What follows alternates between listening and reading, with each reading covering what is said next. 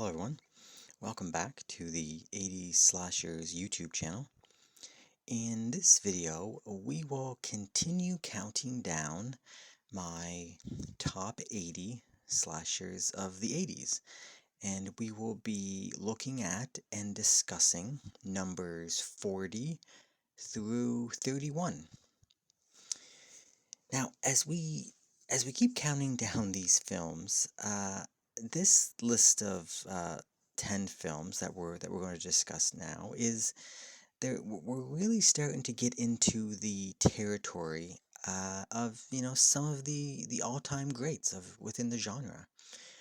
We're not quite there yet, at looking at some of the biggest, strongest heavy hitters within the genre, but I think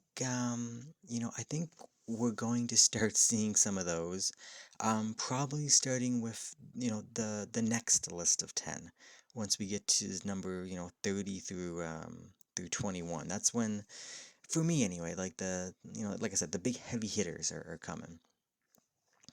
But looking ahead at these 10 films that we're about to discuss, the majority of these, at least, consist of films made in like the mid to late 80s. Now, except for the odd exception, most of the remaining films, um, that will be discussed in later lists, were ones that were made in the early 80s. This was the period of time that I feel produced, the best slashers the genre had to offer. So, yeah, like the range that we're about to talk about now is clearly what I consider to be like the best of the best, or the strongest, that the mid to late 80s had to offer. So that's a lot of what these are. Like I said, there's some more late 80s films coming up, but the bulk of the ones I think are the best are we're about to talk about. Uh, yeah, but regardless of when these films were made, I still feel like these next 10, the next 10 following films, they're just all really solid, and they're ones that I enjoy.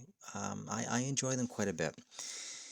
All right, so yeah, so as always, I'll just put this out. This is obviously my own personal rankings, and these are based solely on my own likes, tastes, and preferences within the genre. So that's why they're here. All right, let's just get right into it, and let's start off by taking a look at number 40.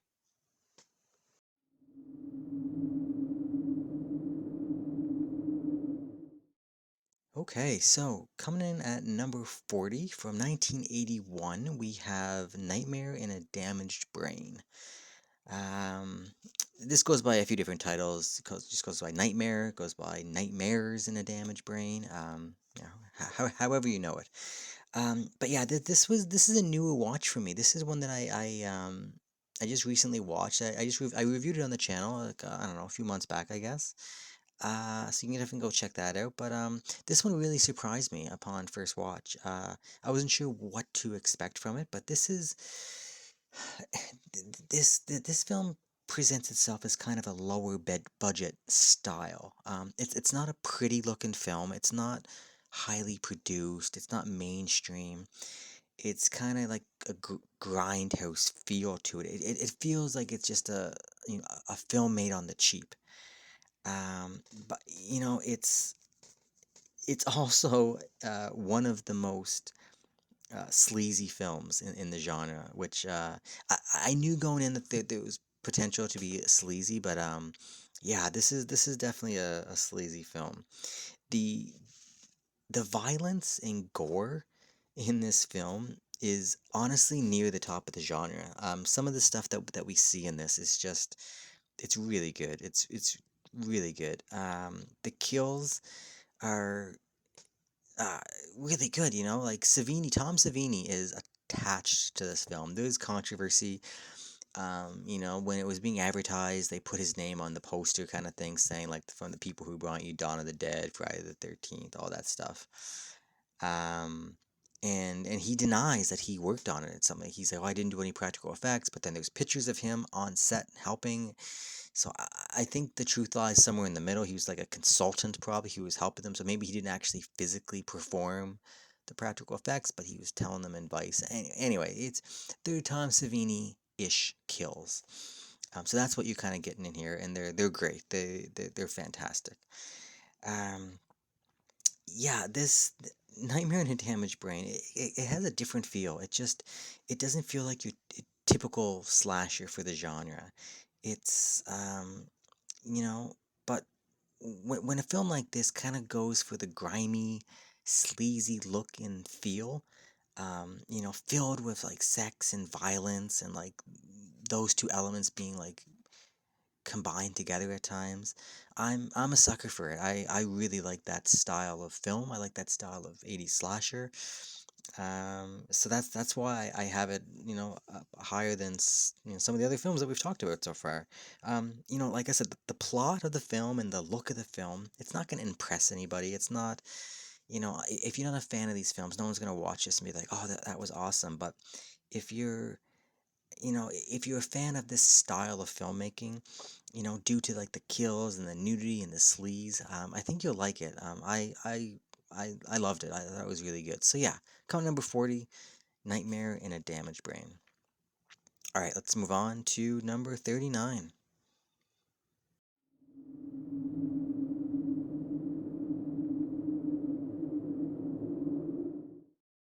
Okay, so coming at number 39 from 1984, we have The Mutilator. Now this is another film that's, I would say it's more of a lower budget. This isn't a big budget Hollywood mainstream slasher by any means. This is the type of film that, the cast is unknown. The acting for the most part is pretty bad. The directing is the direction is average at best. Um, and this film is not your it doesn't really have your typical plot structure for the genre. So it's kind of it's a little different. It definitely fits within the genre, but there is some oddities there. Um, but with that all being said, somehow it still feels like your prototypical 80s slasher. It's it has a really fun setting. Um, there's some decent nudity. There's some really good kills in this film. It's just kind of one of those ones like the acting is at a level that it's fun to watch now. This is just a fun film for me. I really like it. Uh, a lot of the film, a lot of this film is kind of cheesy. It's like it's at the beginning of when these films started to go cheesy. Like the late '80s was more of a cheese fest, but we're getting into it some territory here. There's some funny, odd stuff going on. But again, that's kind of the charm. That's one of the things that really makes me like this film. Like I said, the setting for this it takes place at like a beach house. It's like a group of young adults go and they hang out at one of their beach house, and there's a murder on the loose, and they're running around. It's at night, and it's good. It's just a good place to set a slasher film.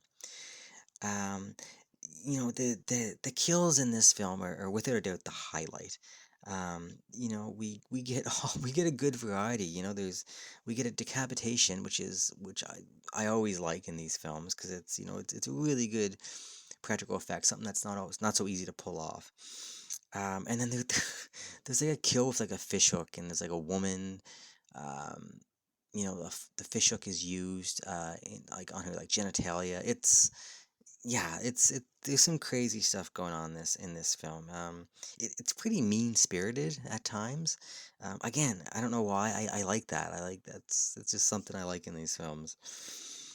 But yeah, looking at this film as a whole, like there's nothing too special. Like again, no one's gonna watch this film and be like, oh, what a masterpiece. There's nothing that stands out that's like well crafted filmmaking. Um, but it just for me it captures a feeling and like a vibe that I just really like. But honestly, this one for me, it's all about the kills, and the kills are really good, and it's just watch it for that. It's a fun one. Yeah, so that's number 39. All right, let's move on. Take a look at number 38.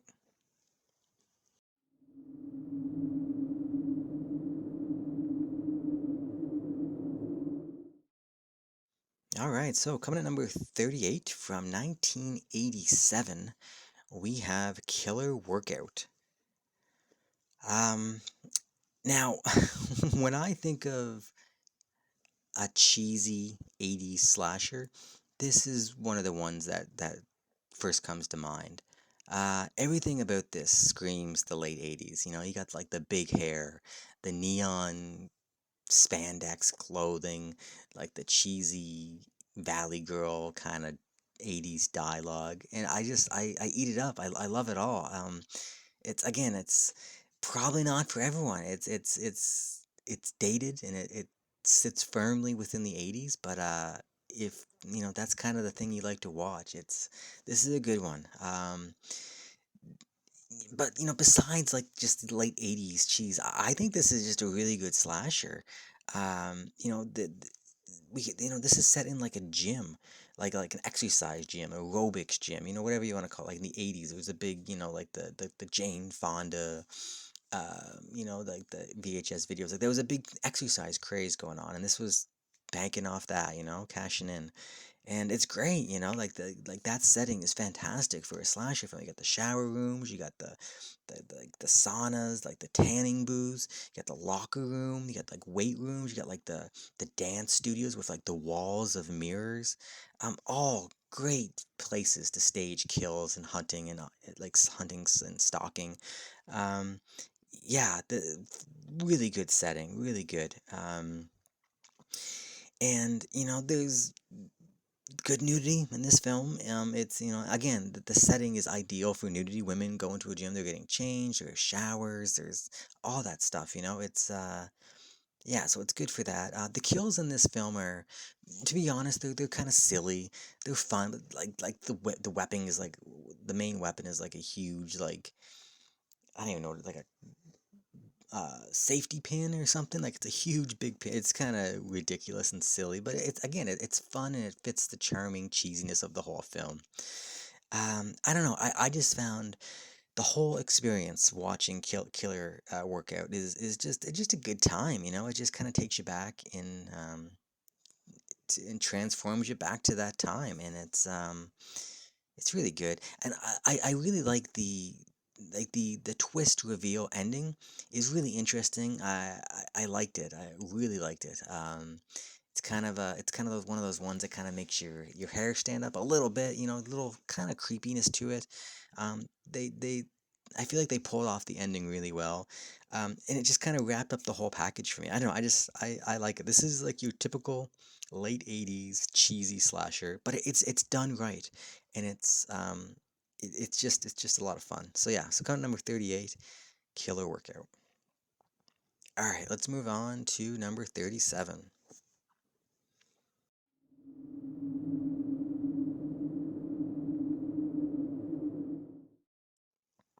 All right, so count number 37 from 1981, we have The Funhouse.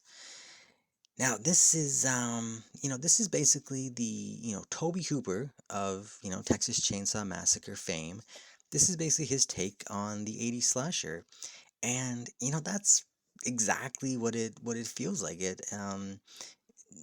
Yeah, it feels like how you would expect it to. It kind of has like if you're familiar with Toby Hooper's films, they all kind of have a certain feel or a vibe to them, and this kind of has that. I don't know, it's kind of hard to explain, but yeah, this feels like one of his films for sure. But it's an 80s slasher. But obviously, anyone who's seen this film knows the star of the show is the setting. This film is like it's set at like a fun house, like a fair, an exhibition, a carnival, whatever you want to call it. And it's great. Like that setting in the 80s at nighttime. It's so unique. Like I can't believe that more films weren't made at at this setting. I just reviewed one film, Death Screams. There was like a long sequence in that film, maybe 10 minutes, at a fair, but it was in the daytime. It wasn't at night, and it wasn't really set up for. There was like one kill that happened. Really missed opportunity. Like this film, the whole film basically takes place at this fair, and it's fantastic. It just like to set a slasher film in here, like I said, with all the neon lights, like the framing, like Toby Hooper knew how to make a really good film. This film looks great. It's well made. It's well lit. Like the lights, the shadows, everything is great. And like I said, all those neon lights, the flashing lights, really play into it. You got like the rides that the characters are going on. They're going in these like darkened rides with mirrors and carts, and they're getting killed and attacked, and then all like the creepy carny folk running around. It just the setting just has it all. It's absolutely it's absolutely great. Now, in my opinion, the rest of the film, like the kills and the nudity and all that stuff, it kind of pales in comparison to the setting because I think so highly of the setting for this film. But they're still good. Like there's some really decent nudity in this film. The kills are they're pretty fun. Like I said, they're nothing memorable, nothing that's like super that's gonna stand out. But again, they incorporate some of the kills like into the setting, like theme park. So it's fun. It's just it all works really well. Um, yeah, again, this is one of these films that really kind of transports you back in time because like the setting just kind of captures a moment in time, back when the in the 80s when these exhibitions, these fairs, these carnivals, it was a big deal back then. I don't think there is a big of a deal now because there's more to do, like people, teenagers and what they come, there's lots to do. They don't need to do that.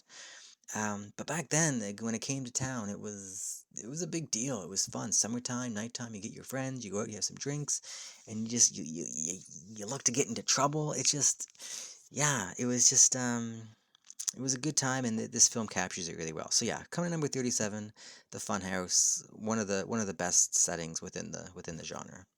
All right, let's move on. Take a look at number 36.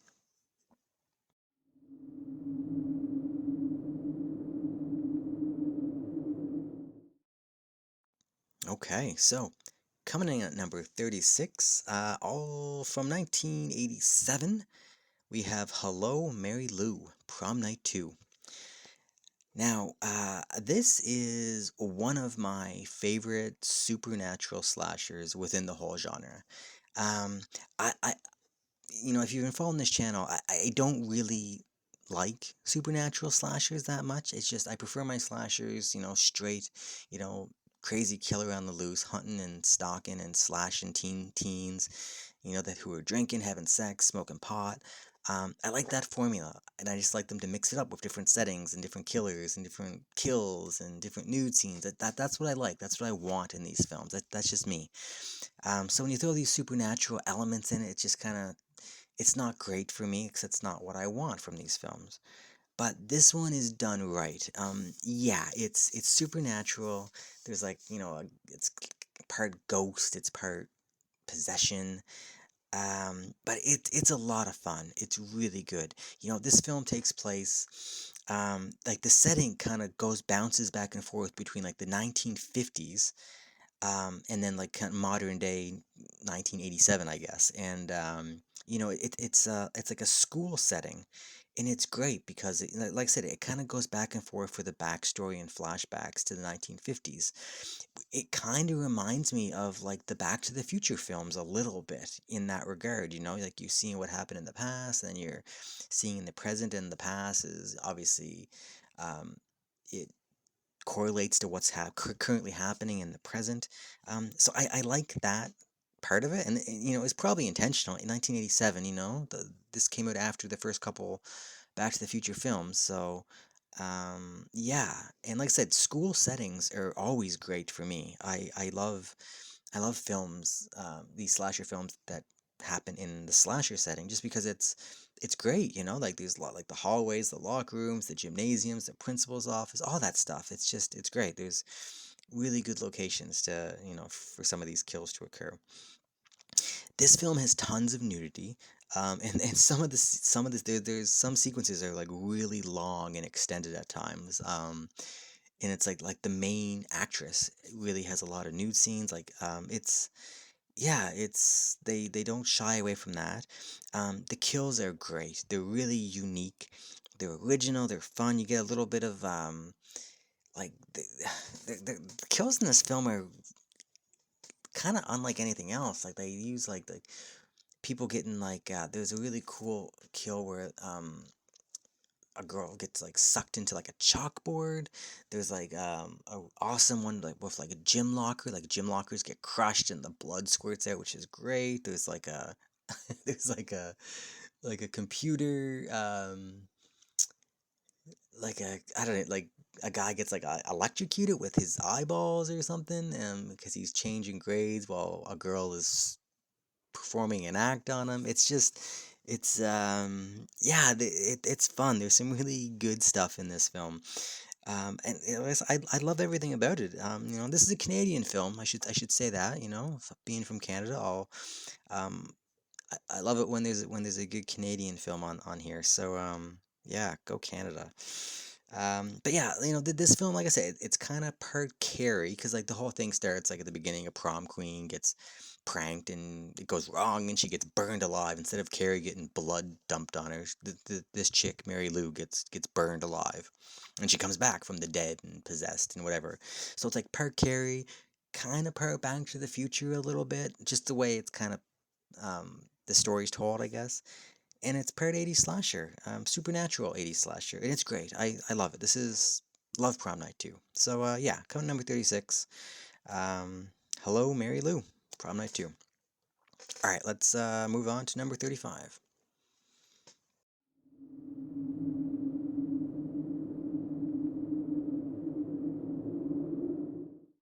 Okay, so coming in at number 35, also from 1987, we have Blood Rage.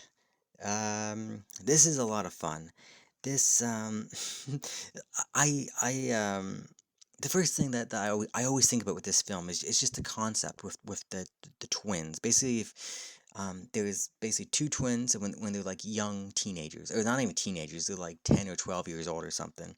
There's a good twin and there's an evil twin, and one of them commits murder and immediately blames his twin brother. So the good twin brother gets taken away to like juvie, like jail for children or whatnot, and then the evil twin goes and lives his life, and then eventually he's the good one gets released on like bail or not bail, like parole or whatever it is, and then so everyone thinks he's a killer and he's getting released, but the real killer is it's a good concept. It's a fun twist on the genre.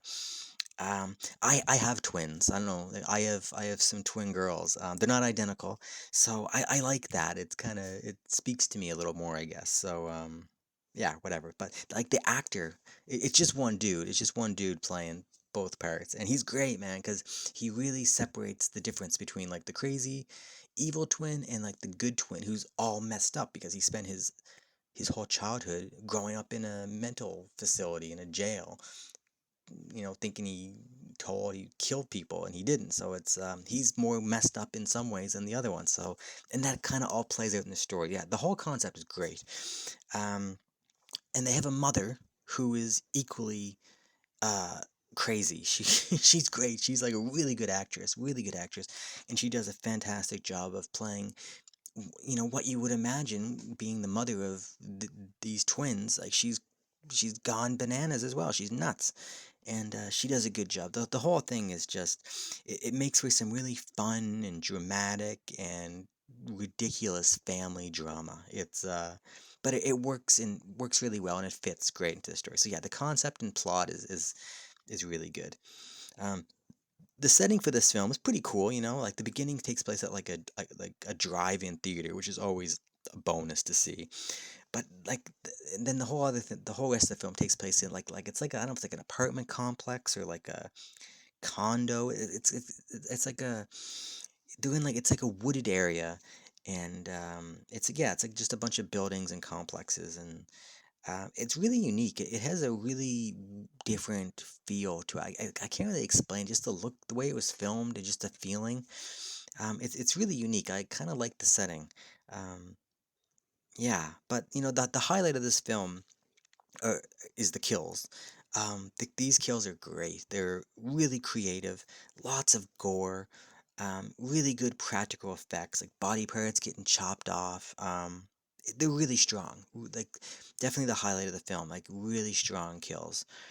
Um, but yeah, I don't know. This I like Blood Rage. Like I said, it has like the story, the setting, the kills, and it's just it's always stood out to me just because, like I said, I can't explain it. It just it just has a weird look and a feel, just the way it was filmed. I don't know. It's almost like it's like a direct to video feel, but I don't think it is. It's just I don't know the way it was filmed. Like it's not shot on video. It kind of has like some weird hybrid feeling. I can't really explain it, but I like it because it makes it really unique. And you put that with like the awesome kills, the weird family drama, really good conclusion. Like the conclusion is great, really good acting, really dramatic and like tension. Um, yeah, if you haven't seen Blood Rage, check it out. It's good. I really like it. So yeah, so coming number 35, Blood Rage. Let's take a look at number 34.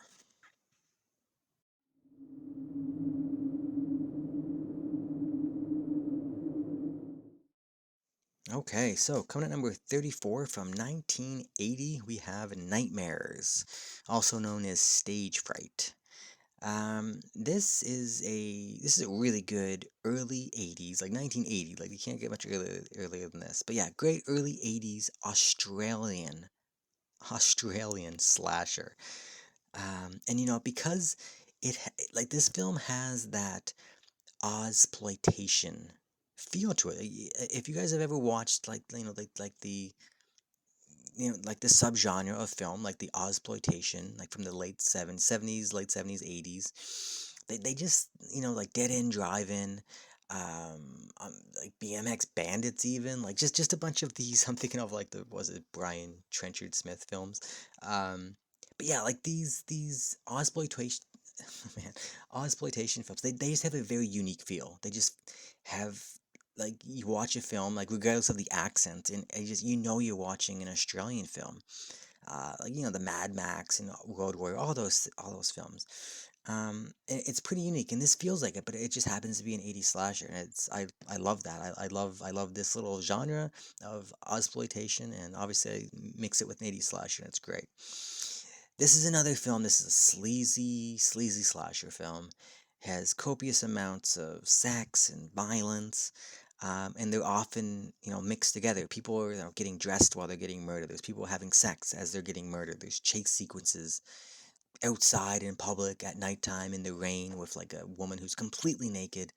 I think the actress like twisted an ankle filming it, like it was legit, like it was like they were like, hey, take your clothes off, run down the street in the rain at night, we're gonna chase you, and eventually your character's gonna get killed, and they just went out and did it. No CGI, no fancy, like it's just they filmed it and it looks that's exactly like you're watching. It's just very visceral and very raw. It's great. I love this style of filmmaking. Uh, yeah, I don't know. Like every time I talk about this film, and I just talked about it in like my foreign slashers video, but the only knock I have it's a predictable film. So if you're watching it, there's no mystery. There's no like I think they're kind of trying to play it as there is a mystery, but it's really obvious. To guess the ending. But it's fine. It's fine. I'm not watching this film for a standout plot. I'm watching it for all the kills and the sleaze and the nudity, and it delivers in all regards. So yeah, and I didn't even talk about the setting. Like this film, it takes place in like a theater setting, which is great. Actors performing and trying out for like a Broadway style play. And that's a fantastic setting, like all like the backstage and on stage and dressing rooms and makeup and all that stuff. It's really good setting. So yeah, this is just a fantastic sleazy Aussie slasher, and if you haven't checked it out, definitely Definitely take a look. It's really good. Yeah. So coming number 34, Nightmares. All right, let's take a look at number 33.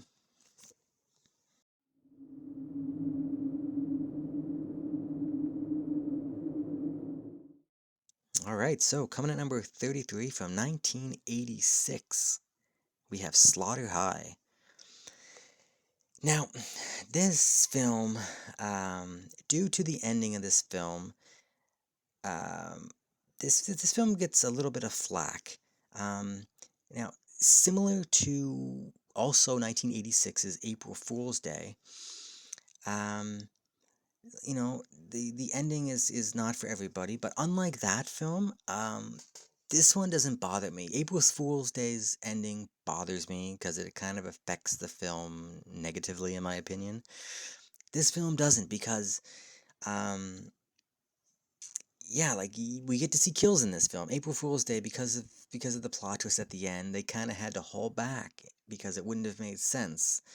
And it kind of, like I said, it affected the film. This one is irrelevant, we still get all the stuff that we want to see, and then some in this. So I don't have a problem with the ending of this film at all. Um, in fact, I love the setup. I love like the whole, the bullied nerd, getting picked on, something goes wrong, and then, he attempts to get his revenge, and he starts, you know, hunting down his tormentors. We've seen this done so many times before, but this one they do it really well. Um, yeah, I don't know. I think they pulled off really well here. Marty, the killer here, he's great, great killer. The mask is like iconic at this point. Just a creepy, odd-looking mask. Um, yeah, really fantastic.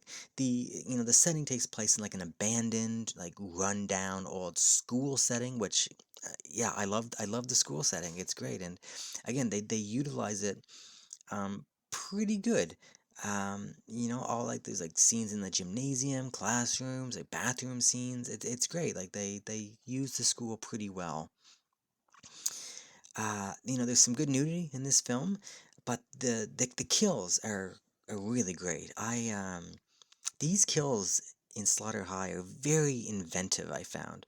Like we get like you get your regular stuff. There's people getting like you know killed with a bladed weapon. I think there's like a javelin used through a girl's stomach kind of thing. Let's say that's great. But you get weird stuff in this film, like like some dude's stomach explodes, which is crazy. You get like an acid, someone getting like acid burned to death. You get people like after they had sex in a bed, they get like electrocuted like in the bed. Just really weird, inventive, unique, but they're great. Like the effects, they're all fantastic. So I think that's this film has some of the most underrated kills in the whole genre. Like I don't think this film gets enough credit. Like I don't think it's appreciated enough. People don't talk about the kills in this film, but I think they're really good.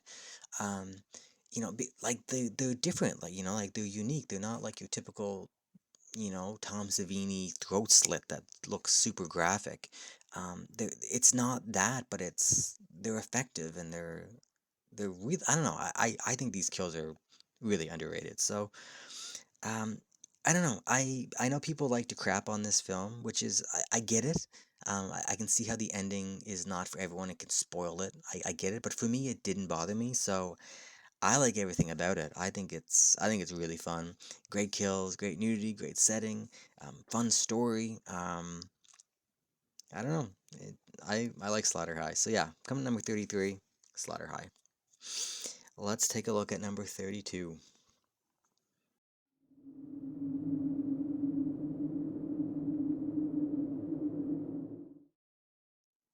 All right, coming at number 32 from 1989, we have Friday the 13th, Part 8, Jason Takes Manhattan. All right. Well, again, this is a film that this film gets crapped on quite a bit by people. Um, I like it. I like this film a lot. I'm a Friday fan. The only Friday film from the 80s is that I don't really like that much is Part 7. I still like it. There's stuff about it that I like, but I like Part 8. Now I'll give people like the ending of this film is not good. I wish the ending was different, and it's really the only thing that keeps it from being much higher. Because everything else, I like about this film. Is it on par with like the earlier films? No, it's not. But it's still a Friday film, and it has everything I want in a slasher film. Just the ending is kind of tough to swallow a little bit, but yeah, I don't know. I love the setting in this film, and I'm talking about the boat setting, not the Manhattan, New York City setting. Again, I think people crap on it because like, oh, we only get 10, 20 minutes in New York. I don't care because the boat setting is fantastic, and it's utilized so well. Like being trapped on a boat with Jason Voorhees, you can't jump off. There's nowhere to run. Limited places to hide, and he'll find you. It's really usually he's chasing people in the woods, and you can get away. I would get away from Jason Voorhees in the woods. I guarantee you, he wouldn't catch me. I'd be gone. On a boat, I don't know. That's a scary thought. And like I said, they use the boat really well. There's like a disco area that he's in. There's like a sauna, which is great. There's like the down in like the ship's boiler room, the engine room, like the cabins with the little peephole windows. Like they use it all, and it's great. Jason popping his head and arm through like a peephole window, and it's great, man. I don't know. I love the ship setting. It's Jason hunting and stalking on a boat is fantastic in my opinion. Um, I don't know. Like I said, everything just feels like a Friday film here. Like yeah, like the acting is not the best. We've seen better Final Girl. Like the Final Girl is not one of the strongest Final Girls. But who cares? She's a Friday Final Girl. She does her thing. We get Kane Hodder. His second time out as Jason, and he's great. Kane Hodder is one of the best actors to play Jason. The film has some nudity in it. I think some of these kills are great. You get some really fun kill like this, like Sonic kills fun. Of course, like the most infamous from this film is like the boxer. When he gets his head boxed off. That's fun. Like they're cheesy. They're not as graphic and as real as some of the first 4 or 5 films. There's a humor that kind of once Part 6 kind of kicked in, like the humor kind of was there, and so there's a little bit of that in here. Which again, at this point, that's what they were doing, and I'm fine with it. It's the late '80s. The times have changed. The genre has changed. So I don't know. I've always liked this film. For me, like I said, a better ending would have made this one an all-time classic, really high up, like, with the rest of the Friday films where it belongs. But um, I get it. The ending is not great, but yeah. Anyway, that's my thoughts. Friday 13th, Part 8, Jason Takes Manhattan, number 32. Alright, let's wrap this video up with the last one on this list, number 31.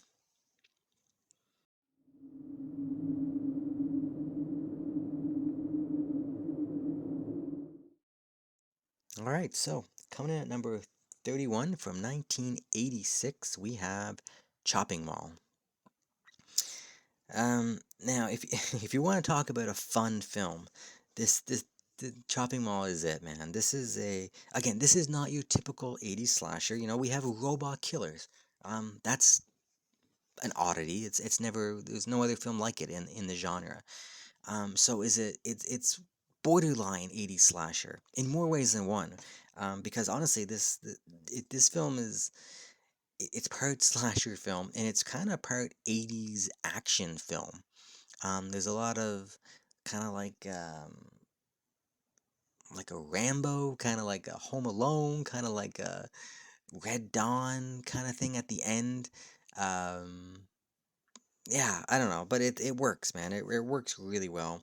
It fits in the slasher, the 80s slasher genre perfectly for me. But it's a lot of fun. Um, Again, the highlight of this film is the mall, is the setting. The mall setting is just it's great. I'm a sucker for, you put a slasher film or a zombie film in like a mall, a grocery store, movie theater, just these really fun settings. I just I'll eat them up all the time. I just love it. It really strikes my, my nostalgic, just it just really, I don't know, it just sets me off, on like 80s nostalgia. It's great. It's these type of films they're really like time machines. They really have a way of transforming you, sending you back in time a little bit. Um, it's just, I don't know. The kills in this film, they're different. Again, they're not your typical slasher, but they are like the way they're set up. Some of these young kids are getting hunted down and whatnot, and they're still really fun. There's a decent amount of nudity in this. Barbara Crampton gets nude in this film. Um, it has that mid to late 80s cheese, and it works. It works really good. It's perfect with the mall setting. Um, yeah, I don't know. Chopping Mall is just it's a blast. It's an amazing setting, some fun kills, decent nudity. It just has a little bit of everything. It just happens to have robots as the killers. Who cares? And again, it's kind of a supernatural thing, kind of with like the way that they come about, and but it doesn't really play into it. Like once the transformation, or like I think it's like lightning or whatever it is that turns these robots into killer robots. Like that's a necessary plot point to get it set up, and then it goes, so it's fine. Um, so yeah, I don't know. Chopping Mall, 1986. It's just a fun time. Setting's fantastic. Just a great 80s movie that just happens to have some 80s slasher tones to it, elements to it. So yeah, that's it. That is my top 80 slashers of the 80s, numbers 40 to 31.